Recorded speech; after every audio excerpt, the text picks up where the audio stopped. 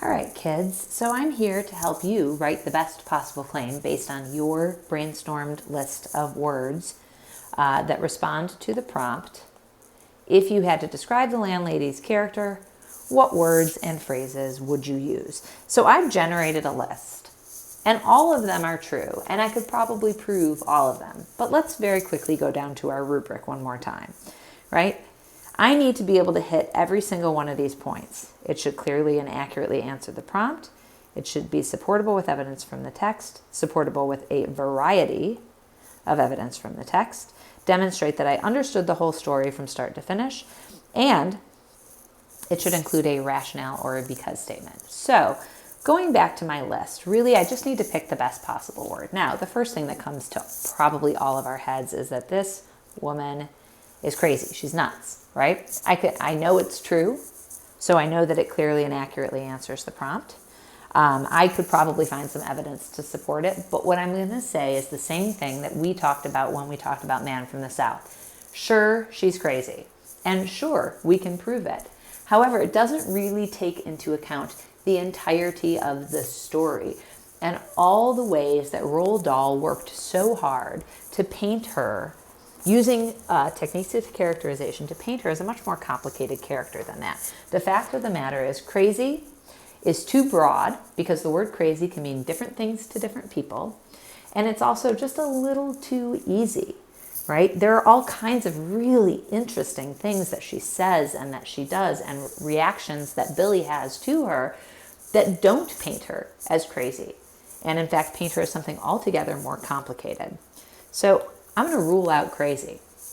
Now, the next word that probably most of us think of is that lady is super, super creepy. She is a super creep, right? So again, I can go down to this rubric and say, yep, it answers the question clearly and accurately. I can find evidence to support it. And in fact, I could probably even find a variety of evidence. However, again, it's too broad a word. Creepy can mean different things to different people. And in fact, our friend Billy Weaver is not creeped out by her in the same way that we, the readers are creeped out by her, right? It's too broad, can mean different things to different people, and it doesn't really take the whole story into consideration, right? He doesn't find her creepy. We do. So I'm going to rule that one out as well. Now, I am not going to tell you at this point what the best word in this list is or what the best words in this list are. Rather, I just wanted to walk you through the way that I was thinking because I want you to engage in the same kind of thinking and I want you to come up with the best possible word from your list to proceed through the next steps and practice writing a really strong claim that clearly and accurately answers the prompt. It's supportable with a variety of evidence, and it demonstrates that you understood the whole story. And don't forget that rationale, that because statement, right?